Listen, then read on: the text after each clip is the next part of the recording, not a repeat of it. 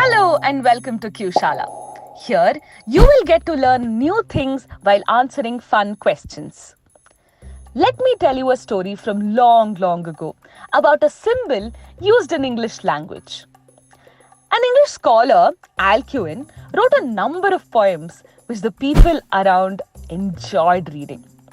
But they struggled with where to pause or stop while reading.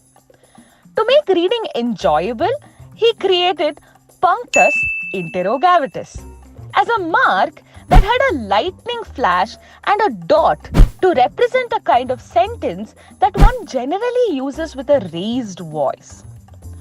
Do you know which symbol this is? It is a question mark. But Romans believe that a question mark came into existence because of the Latin word quaestio. That means questions. Scholars started using just Q and O to indicate that a sentence was indeed a question.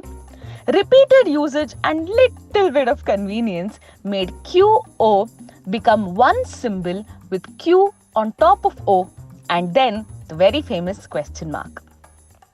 In our chapter 1 of How to be a Pro Quizzer, we looked at what a quiz is and what makes a good question.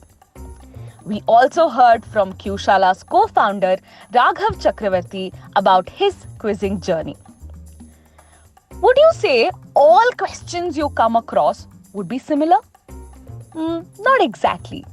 There are different kinds of questions. We will discuss a few of them in this video.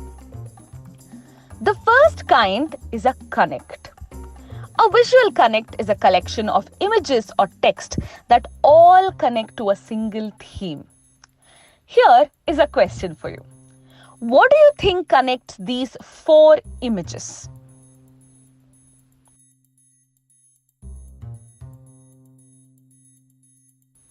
And the answer is Apollo. The elements had god of healing from Greek mythology, Apollo, logo of Apollo Hospital's chain, famous image from Apollo 11 space mission, Apollo Tires Company. The second type is a modification of the connect type, visual written route. It is a series of questions based on a theme. Answering each question would fetch you points. Let's take an example. Guess the fairy tales looking at these minimal posters. Observe the elements and guess the fairy tale. And the right answer is Pinocchio. Observe the number of bowls, how big or small they are. The right answer is Goldilocks and the 3 bears. The colors are a major clue here. Little Red Riding Hood is absolutely the right answer. The third kind is a text-based question, or how it is called in Q-Shala, a potpourri question. Try to answer this. COVID-19 or the novel coronavirus is a global pandemic that began in Wuhan, China, and has now spread across the world. The virus has seen over 10 million cases from January to June and claimed over 500,000 lives. Which 14th century event spread through rats that is said to have ended over 60% of the world's population is this being compared to? The Black Plague is the right answer. Well, the types of questions are not limited. You, as a quizmaster, can create your own type of question. One can encounter different kinds of questions by participating in quizzes like Q-Shala's co-founder Sachin Ravi. Hi, I'm Sachin and I'm here to tell you my story.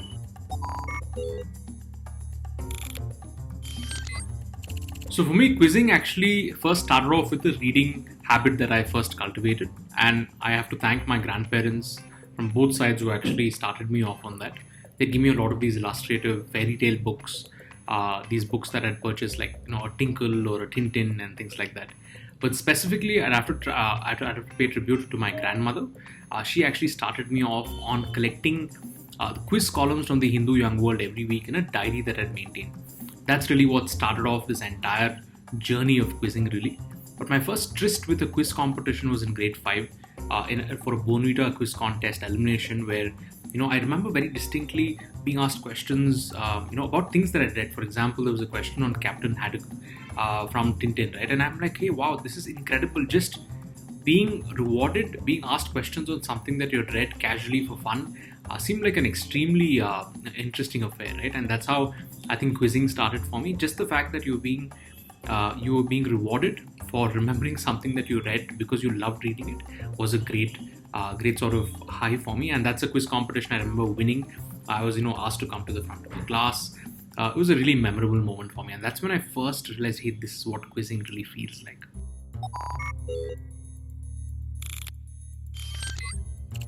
So in school quizzes, sometimes we experience this, sometimes in college quizzes as well.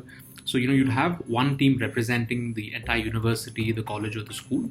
So you'd have a lot of internal competition. So I might be competing with my own batchmates, my schoolmates, etc., and that really made it a little bit of a challenge. We've experienced that firsthand a couple of times in some quiz competitions, but we understand why that's being done now as Quizmasters as well. And the other thing I would say is access to information. I think it's become a lot more fair or a lot more available in terms of information. But I would say that you wouldn't have access to all the kind of questions or things that are happening in all quizzes. You'd have to really kind of ask people around, and it was kind of a bit of a challenge to really know what really someone might ask, unless of course you've experienced it in the past or you've kind of had access to the questions by taking note of it or asking someone else. So that I might say probably was a challenge, but of course now the internet really you can live stream quizzes and all kinds of things, so it's a lot more open at this point in time.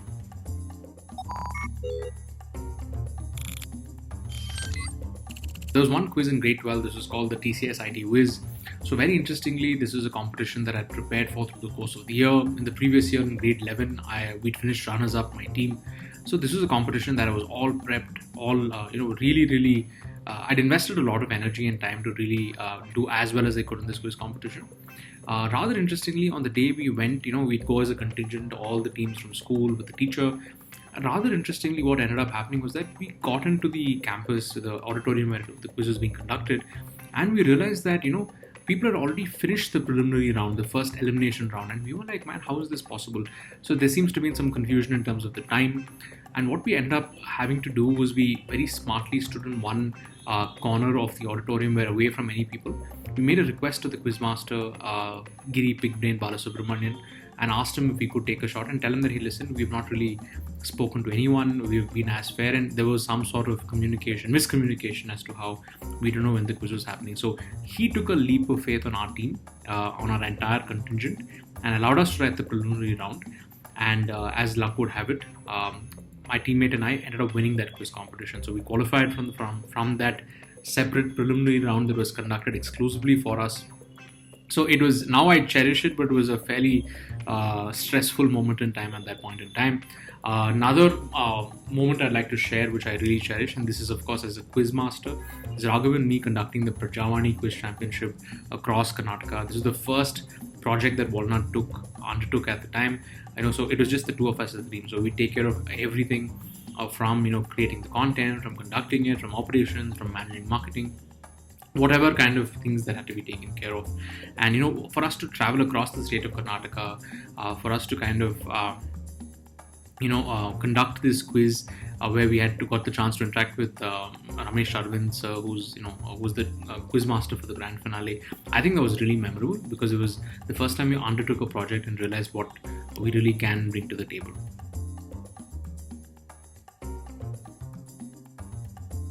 So the first one is to read, process, and consume information as voraciously as one can and has access to. whatever topics that interest you, whatever that you find interesting, just keep a curious eye. So that's my suggestion. Keep a curious eye, keep reading, processing as much information, but not for the sake of an outcome, just for the sake of being curious, for learning and having a great time reading these things on topics that you like, right? And be observant. Like, I remember going to a Fab India store once, and I noticed near the billing counter, I noticed the design, the sleeve of the annual general meeting report was in a nice Fab India style. So I remember immediately taking a photo of that, and I'm asked in another quiz which company has annual general reports of this design, right? And that's Fab India. So I think keeping an eye out, being observant is something I would highly recommend. Second tip is more of a step that follows point one, is while you consume information, make a question out of it. Just like the Fab India example, make a quiz question out of it. And the best way actually to learn something is to teach it, right? So make quiz questions, and the way you start framing your own quiz questions, you develop your own style. And that's another way that you can start. That's my second pro tip that I have. And I remember just the unlikeliest of sources that you might get information. So my grandfather, I remember he spoke to me about the flower called the bougainvillea. He was an avid gardener. He is an avid gardener, and he was talking to me about how there was a gentleman called Timma who actually in Lalbagh merged two different bougainvillea plants, got different colors. And lo and behold, in one quiz, in a science quiz, I remember there was an exact question about bougainvillea, and I very distinctly remember writing bougainvillea. And that, I think, was a story my grandfather shared with me, right? So you never know where you hear these tips. So make note of it, make it a point to kind of write it down. And that's really the third tip, right? Have conversations and ask for stories. You never know where you might get the next piece of information. So the more you get interesting stories, it helps you bond, and that's how you really become a great quizzer, right? Become a pro quizzer. So that's my input for you. This was chapter 2 of How to Be a Pro Quizzer. If you like this chapter, like and share the video. Subscribe to Qshala for more such engaging content. Next week, we will be discussing a topic that is often seen in competitive quizzes. See you soon.